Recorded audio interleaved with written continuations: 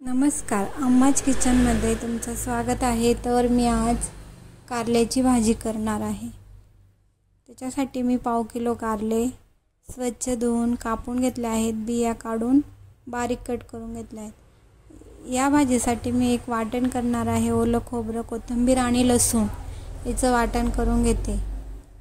आता मी कढई गरम करून घेतली आहे। पळीभर तेल टाकून घेतलं आहे।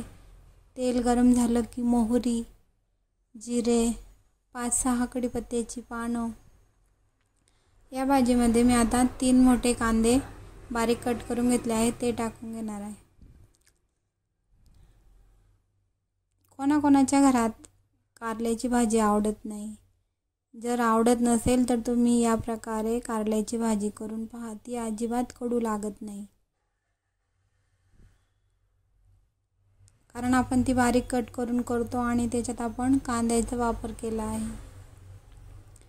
आता आपण कांदे चांगले गुलाबी होईस्तोवर परतून घ्यायचे आहे। कांदे गुलाबी झाले की आपण त्याच्यात 2 टोमॅटो टाकून घ्यायचे आहेत, ते पण परतून घ्यायचे आहेत आणि आपलं वाटण टाकून हे चांगलं मिक्स करून घ्यायचं आहे।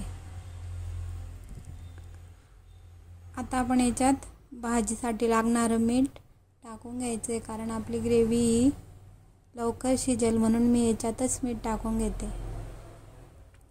आता आपल्या आवडीप्रमाणे मी याच्यात लाल चटणी 1 चमचा, पाव चमचा हळद आणि 1 चमचा गरम मसाला टाकून घेतला आहे। मिक्स करून घेतलं व्यवस्थित। आता मी याच्यात 2 चमचे पाणी टाकून घेते, कारण आपल्याला ग्रेव्ही चांगली शिजू द्यायची आहे।